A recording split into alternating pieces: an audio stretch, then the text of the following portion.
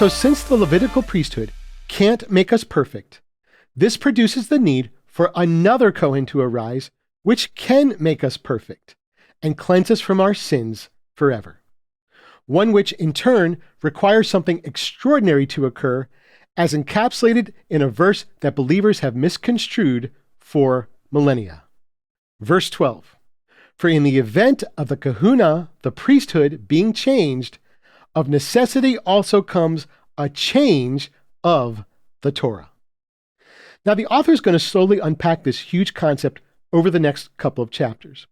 But the way Christians have typically understood this verse, and the author's following explanation, is that with the priesthood of Yeshua comes not simply a change of the Torah, but a nullification of it. And of course, if you read the book of Hebrews through the law's been done away with eyes, that's exactly what you'll see. But if we just look simply at what the verse says, it's very clear what the author means. In the event of the priesthood being changed, there also needs to be a change of the Torah. Just a change, not an abolishment of the Torah, just one change.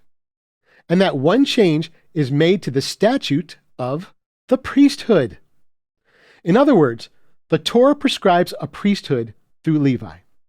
But because Levi's priesthood can't produce perfection in us, another priesthood is needed. And notice it just says another priesthood. It doesn't say that the first priesthood is being utterly destroyed and abolished, which is confirmed later in chapter 8. So since the priesthood needs to be changed and another priesthood needs to arise, one which can bring perfection, therefore the Torah needs to be amended in order to make provision for that other priesthood, thereby changing it. Then in verse 18, the author again addresses the change of the Torah, which as usual is often misunderstood by believers as teaching an abrogation of the Torah.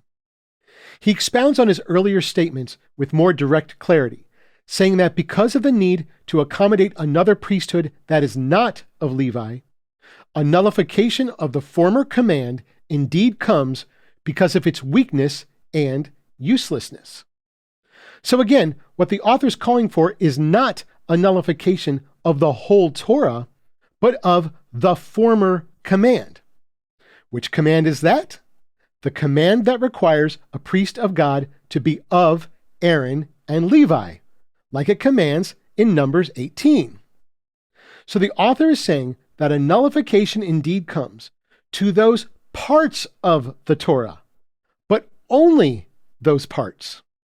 And that change must be implemented not because of the weakness and uselessness of the command per se, but of the weakness and uselessness and inadequacy of Levi, which is who the commands are about. And in verse 19, he tells us why this change is needed. And this would have blown the minds of the author's readers as much it should blow the minds of many Messianics and Hebrew rootsers today who are overzealous or militant about their Torah keeping. He tells us, for the Torah made nothing perfect. Now, you know my family and I keep the Torah in our daily life, so I'm not spinning this.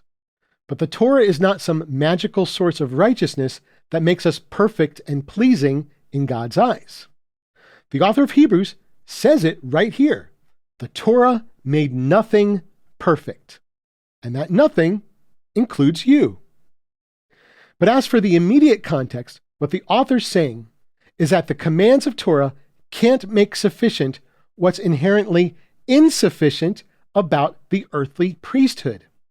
So instead, a change is needed, one which is not according to the command regarding Levi's humanly weak, useless, and destructible life, but one which causes the bringing in of a better hope through which we draw near to God. And that better hope is, of course, the priesthood of Yeshua.